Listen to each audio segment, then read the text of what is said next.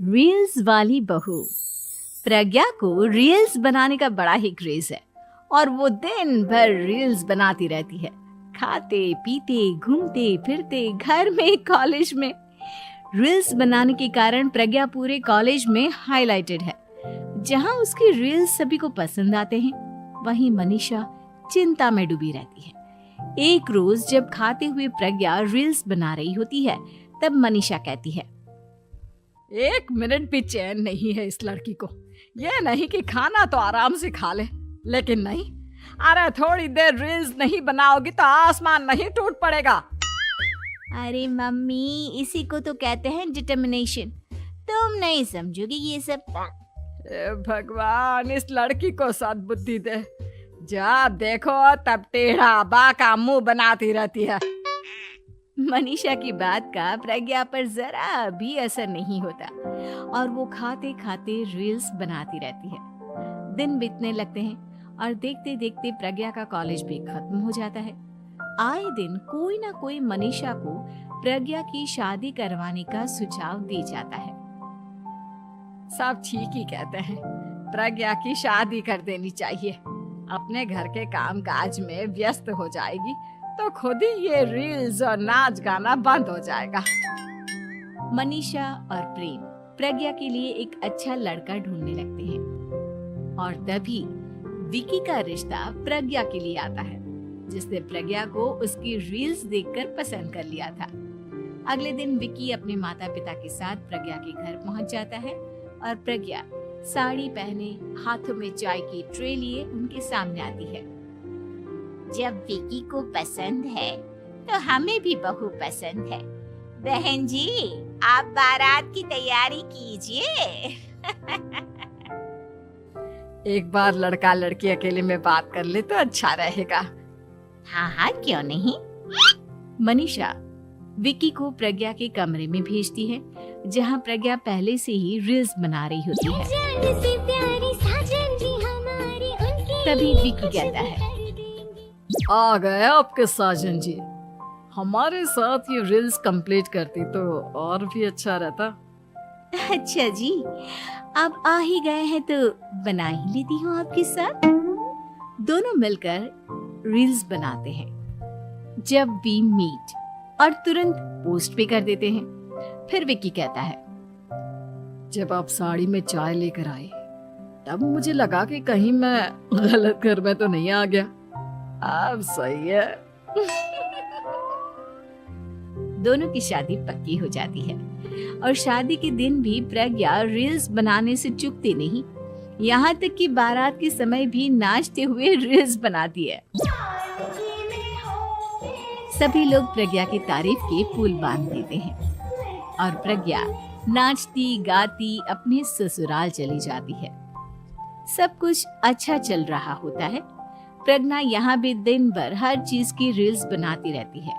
लेकिन कुछ दिनों के बाद जब सुनीता कहती है, बहू, ये रील्स के साथ साथ कुछ काम भी कर लिया करो। वैसे तुझे और क्या क्या बनाना आता है?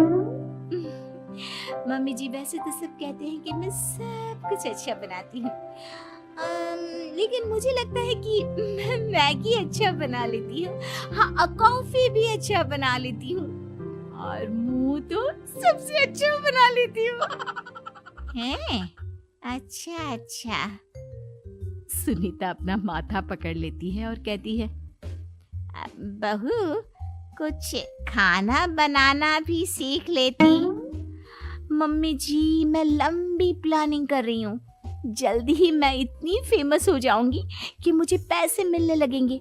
हम दोनों सास बहू राज करेंगे, राज ना कर काम करेंगे और लोगों की तो लाइन लगेगी हमसे मिलने के लिए। तेरा दिमाग खराब हो गया है क्या बहू? हंसी मजाक तक ठीक है, लेकिन इस तरह घर नहीं चलते। जितना जल्दी हो इस घर के तौर तरीकों को सीख लो। प्रज्ञा मुंह घुमाकर चली जाती है और तुरंत उसी वक्त एक रील बनाती है। ये देख सुनीता का गुस्सा 7वें आसमान पर चला जाता है और विकी के घर आती ही सुनीता उसे सब कुछ बताती है। विक्की भी अब प्रज्ञा की इन हरकतों से परेशान हो जाता है। तुम टेंशन मत लो मम्मा, मैं देख लूंगा। विक्की कमरे में जाता है तो देखता है कि प्रज्ञा रील्स बना रही है। विक्की बड़े ही प्यार से प्रज्ञा से कहता है, प्रज्ञा, इन सब के लिए मैं तुम्हें मना नहीं कर रहा हूँ, लेकिन फिर भी हर वक्त तो ये अच्छा नहीं लगता ना। समझने की कोशिश करो, मुझे भी तुम्हारा थोड़ा वक्त चाहिए। मैं जब ऑफिस से आता हूँ तो मुझे समय देने की जगह इसी में लगे रहते हो। तुम ज्यादा ही सोच रहे हो। तुम भी मेरे साथ रील्स बनाओ ना, तुम्हें भी बहुत अच्छा लगेगा। तुम्हें इज्जत से कोई बात समझ में नहीं आती क्या? दिमाग खराब हो गया है तुम्हारा इस चकाचौंध से। अगर तुमने अपना रवैया नहीं बदला तो मैं तुमसे दूर चला जाऊंगा। तुम ही रिश्ता लेकर आए थे, मुझे लड़कों की कमी नहीं थी और ना आज है। विक्की दरवाजा पटक कर चला जाता है। धीरे धीरे विक्की प्रज्ञा से दूर होता जाता है। एक रोज मनीषा प्रज्ञा के ससुराल उससे मिलने जाती है। तब सुनीता उससे कहती है, बहन जी, अब आई हैं तो कुछ दिन यहाँ रहकर जाइएगा, आप ही का घर है। हाँ मम्मी, बहुत दिन हो गए तुम्हारे साथ एक भी रील नहीं बनाई मैंने। प्रज्ञा तुरंत अपने फोन में रील्स ऑन कर लेती है। ये सब मुझसे नहीं होता। तेरा ये भूत अभी तक नहीं उतरा क्या? बहन जी, आप कुछ कहती नहीं क्या इसे? जब आप ही कुछ नहीं कर पाई तो मैं कर ही क्या सकती हूँ। सास तो वैसी ही बदनाम है। शाम को घर की लाइट चली जाती है और मनीषा प्रज्ञा से कहती है, मेरे घुटनों में बहुत दर्द हो रहा है, तू लाइट का कुछ इंतजाम करना बेटा। अच्छा, कैंडल जला देती हूँ मम्मा। प्रज्ञा गाते हुए कैंडल जलाती है और खिड़की के पर्दे के पास रख देती है। मनीषा, जिसे बहुत दर्द हो रहा है, वो सो जाती है और प्रज्ञा हमेशा की तरह अपने रील्स में लग जाती है। उधर कैंडल की वजह से पर्दा आग पकड़ लेता है और मनीषा के कमरे में आग लग जाती है। बचाओ, कोई है, बचाओ। सभी भागते हैं और विक्की कमरे की आग बुझाने में लग जाता है, लेकिन तब तक मनीषा आधी जल चुकी थी। मनीषा की हालत देख प्रज्ञा रोने लगती है। विक्की मनीषा को तुरंत हॉस्पिटल ले जाता है और उसे एडमिट कराता है। विक्की प्रज्ञा से कहता है, देख लिया ना, तुम्हारे इस नाच गाने की वजह से आज तुम्हारी माँ की जान जाते जाते रह गई। अब पता नहीं तुम और क्या चाहती हो। उधर डॉक्टर कहते हैं, इनकी हालत बहुत नाजुक है, आधे से ज्यादा जल चुकी है। प्रज्ञा रोती हुई मंदिर में जाती है और भगवान के आगे जाकर कहती है, भगवान, मेरी माँ को ठीक कर दो।